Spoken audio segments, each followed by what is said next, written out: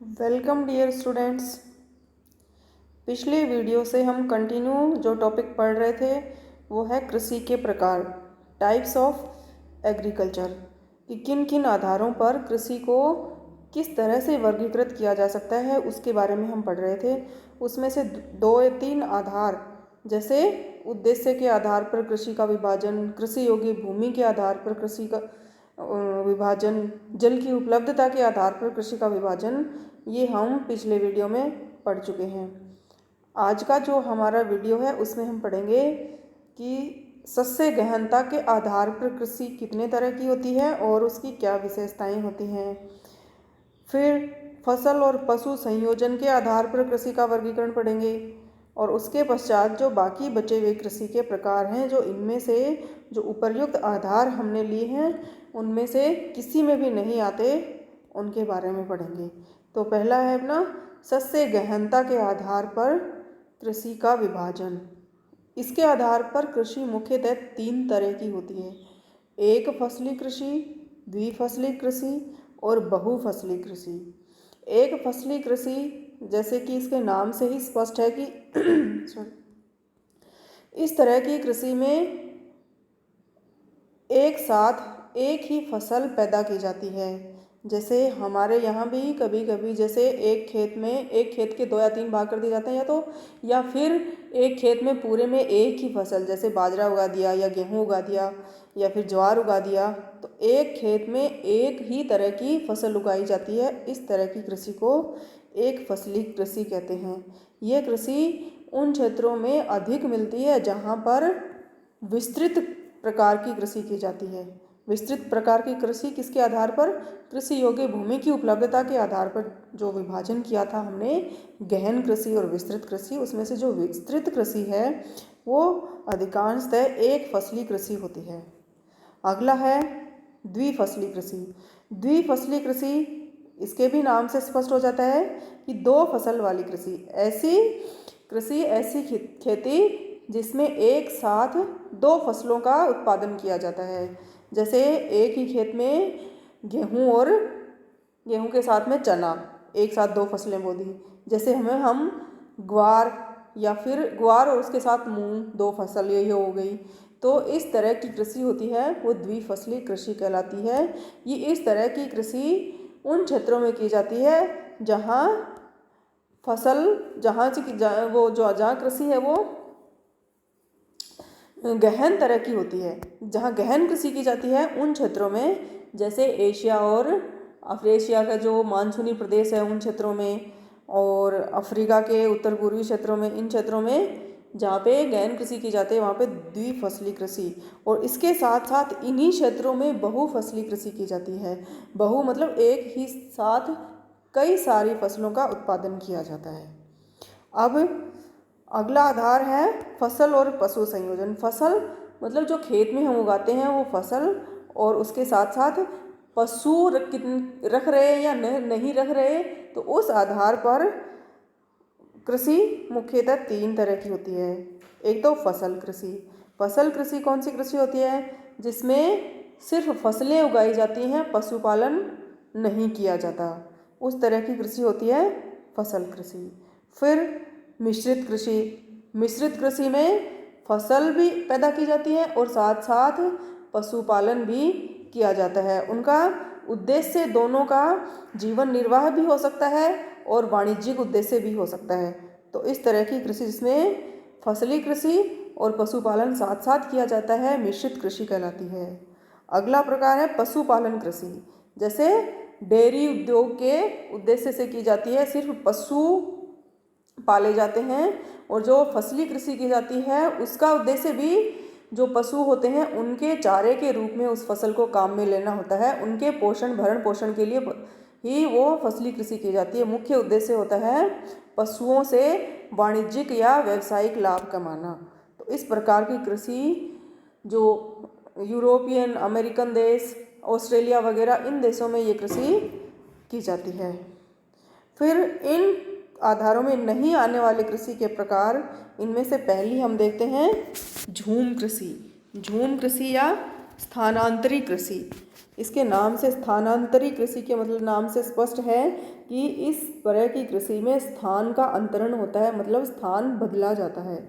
इस कृषि में क्या करते हैं कि जब वर्षा ऋतु होती है तो उसके बाद एक निश्चित भूभाग पर वनस्पति को काट दिया जाता है और उस भूभाग को साफ कर देते हैं।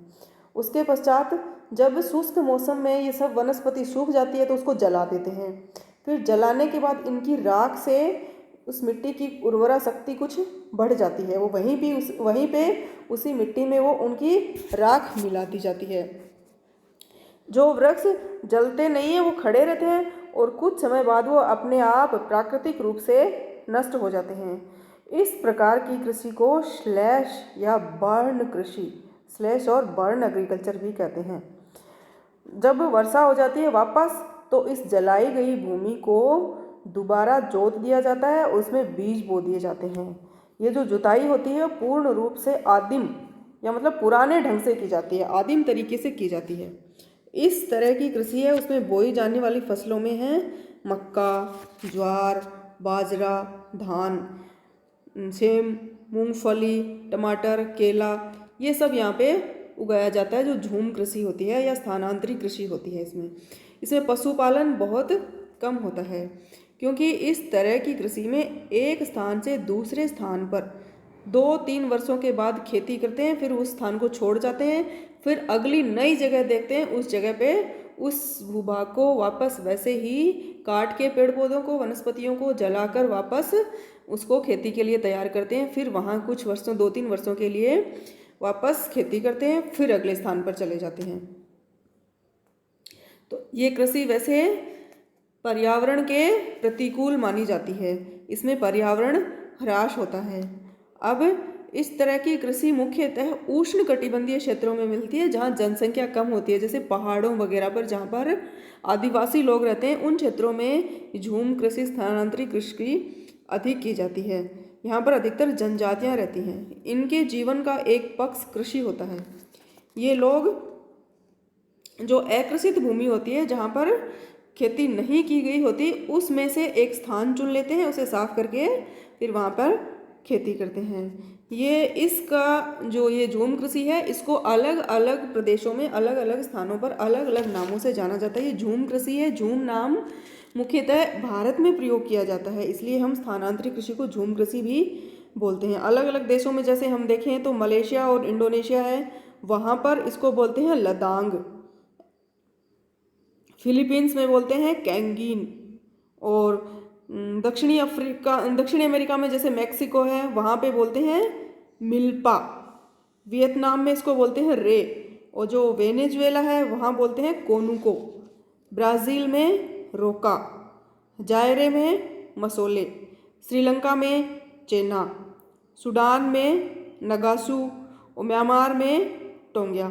तो ये जो देश आए हैं, इन सब जगह पर ये स्थानांतरित कृषि की जाती है, और वहाँ इस स्थानांतरित कृषि को ये वाले विशिष्ट नाम दिए गए हैं। जैसे हम इस मैप में देख सकते हैं कि ये स्थानांतरित कृषि मुख्यतः कहाँ की जाती है। ये मध्य अमेरिका और उत्तरी अमेरिका वाले क्षेत्र हैं, और मध्य अफ्रीका में, और दक्षिणी पूर्वी एशिया में, और ऑस्ट्रेलिया के उत्तरी भाग में। इन भागों में द्वीपीय क्षेत्रों में, द्वीपीय भागों में प्रशांत महासागर, हिंद महासागर के जो द्वीपीय क्षेत्र हैं उनमें ये कृषि स्थानांतरित कृषि की जाती है। अब फिर अगला अपना है सोपानी कृषि। सोपानी कृषि या मतलब वेदिका कृषि। ये वेदिका कृषि कहाँ की जाती है? पर्वतीय क्षेत्रों में की जाती है, जहाँ समतल भूमि की उपलब्धता कम होती है, उन क्षेत्रों में ये कृषि की जाती है। वहाँ क्या करते हैं कि एक के बाद एक सोपान या ढाल सोपान बना देते हैं, उन सोपानों पर कृषि करते हैं, और वो उनकी ऊंचाई एक दूसरे से अलग होती है। जैसे इस चित्र में हम देख सकते हैं कि ये सोपानी कृषि या वेदिका कृषि अलग अलग से इस पे तल बना दिए जाते हैं और वहाँ पर कृषि की जाती है। फिर उससे थोड़ा नीचे जाते हैं, फिर दूसरा एक वेदिका बना देते हैं, उस वेदिका पे कृषि करते हैं, फिर उससे थोड़ा सा नीचे और समतल थोड़ा सा बना देते हैं। इस तरह से जो ढालू जमीन होती है, ढलवा धरातल होता है, वहाँ पर जैसे पहाड़ी और पठारी क्षेत्रों के कगार में, वहाँ पर ये सोपानी कृषि की जाती है। फिर एक कृषि का एक प्रकार होता है ट्रक फार्मिंग। ट्रक फार्मिंग क्या होती है? ये विशेषीकृत उद्यान कृषि होती है। उद्यान कृषि, विशेषीकृत उद्यान कृषि होती है जो मिश्रित कृषि का ही एक रूप होता है। इसमें सब्जियां, फल फूल इन सब का उत्पादन करते हैं और ये वाणिज्य या व्यापार के उद्देश्य से ये कृषि की जाती है। इस प्रकार की कृषि के मुख्य क्षेत्र हैं उत्तरी पश्चिमी यूरोप में Britain, Denmark, Belgium, Germany, Holland, संयुक्त राज्य अमेरिका, इस प्रकार के देश। और जैसे बड़े बड़े नगरों के जो सीमांत क्षेत्र होते हैं उनके बाहर वाले एरिया जो कि ग्रामीण क्षेत्र की ओर अग्रसर होते हैं, वहाँ पर फल फूल और साग सब्जी की गहन कृषि और व्यापारिक स्तर पर की जाती है। लंदन और पेरिस में टेक्सास और पेरिस बेसन में से साग सब्जी इन सब की आपूर्ति की जाती है। लेकिन ताज़ा सब्जियां और फलों की आपूर्ति भूमध्य सागरीय तट और या फिर ब्रिटेनी द्वीप हैं उनसे होती है जहां उष्ण मौसम पाया जाता है। संयुक्त राज्य अमेरिका में इसको स्पेशल विशेष नाम दिया गया है ट्रक फार्मिंग। संयुक्त राज्य अमेरिका के जो कैलिफोर्निया राज्य है वहाँ पर इसको ट्रक फार्मिंग कहते हैं। इस प्रकार की कृषि पद्धति पश्चिमी हॉलैंड के लेडने से हाइलेस तक के क्षेत्र में विशेष रूप से, ये क्षेत्र है यहाँ पर, ये विशेष रूप से फैली हुई है कहाँ पर? हॉलैंड में। यहाँ पर किसकी कृषि की जाती है? फूलों की कृषि मुख्य रूप से की जाती है। अब जो उष्ण कटिबंधीय क्षेत्र हैं उनमें भी प्रायद्वीपीय मलेशिया के समान जो उच्च भूमि है वहाँ पर ये ट्रक फार्मिंग प्रचलित है। यहाँ से फल सब्जियाँ और अन्य उत्पादन, दुग्ध उत्पाद जैसे जो जल्दी खराब होने वाले उत्पाद हैं उनको निम्न भूमि पर स्थित नगरीय प्रदेशों में भेजा जाता है। इस कृषि की और भी कुछ मुख्य विशेषताएं हैं जो कि इस प्रकार हैं। जैसे इनके जो खेत होते हैं वो छोटे होते हैं क्योंकि महानगरों के पास में ज़मीन महंगी होती है तो ज़मीन कम उपलब्ध होती है, तो इसलिए खेत छोटे होते हैं। ये उपभोक्ताओं के संपर्क क्षेत्र में ही स्थित होते हैं।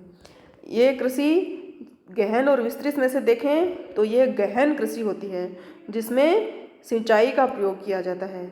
यहाँ पर आजकल कुछ नई तकनीक जैसे पॉली हाउस, ग्रीन हाउस, इस तरह की तकनीकों का प्रयोग करके भी ये इस प्रकार की कृषि जो ट्रक फार्मिंग है ये की जाती है। इन सब्जियों के जैसे सब्जी वगैरह हैं इनके लिए मृदा में उर्वरता होनी आवश्यक होती है। तो जो उर्वरता है मृदा की उसकी आपूर्ति के लिए हरी खाद या अन्य रासायनिक उर्वरकों का प्रयोग किया जाता है। इस तरह की कृषि में श्रम की अधिकता होती है, मानव श्रम का अधिक उपयोग होता है, तो ये बहुत से लोगों को रोजगार भी उपलब्ध कराती है। वर्तमान समय में ट्रक फार्मिंग है उसको पश्चिमी यूरोप और उत्तरी अमेरिका के औद्योगिक क्षेत्रों में फैक्ट्री फार्मिंग के रूप में भी विकसित किया जा रहा है, क्योंकि यहाँ पर बहुत सारी अवसंरचनाओं का विकास करके इनको फैक्ट्री का रूप दे दिया जाता है, इसलिए इनको फैक्ट्री फार्मिंग के रूप में भी विकसित किया जा रहा है। तो इस प्रकार से ये थे अपने कृषि के प्रकार।